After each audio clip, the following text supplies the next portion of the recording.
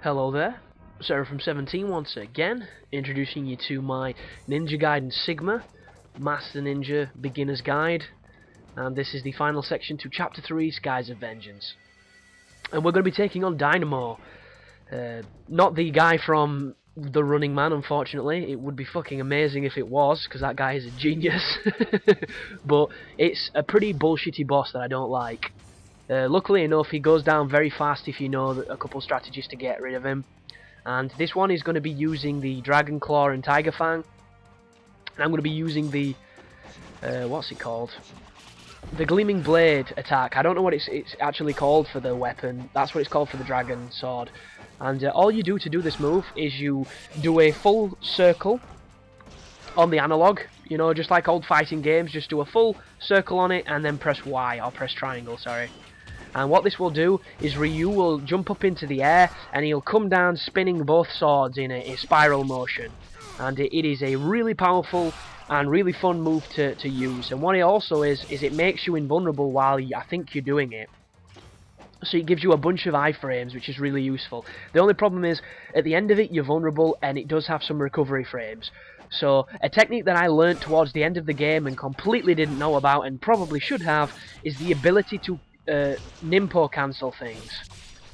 And what this means is, if you're ever in a situation where you're caught in the middle of an attack and you know you're going to get hit and you don't want to get hit, use your Nimpo.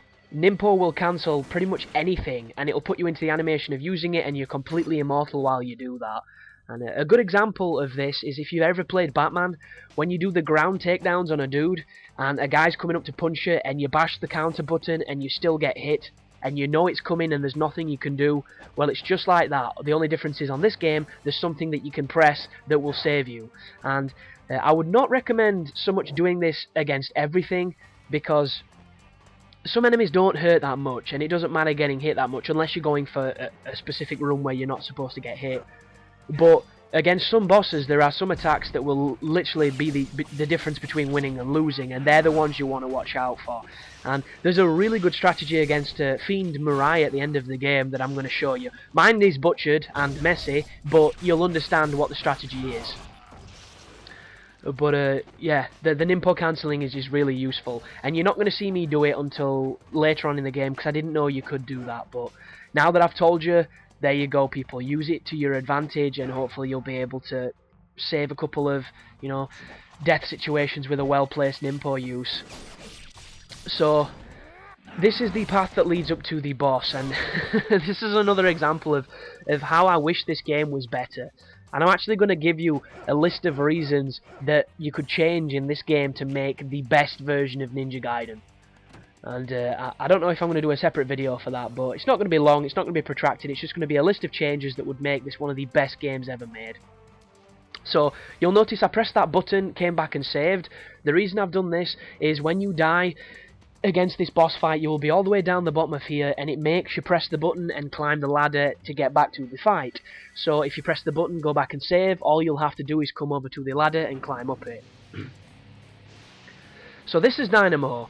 And Dynamo is a bastard. He has dudes with him, he has a gun that will shoot you, and the thing you want to do immediately is close the distance to him. Put the smoke bombs on, drop a smoke bomb, and it will stop him from hitting you immediately with his gun.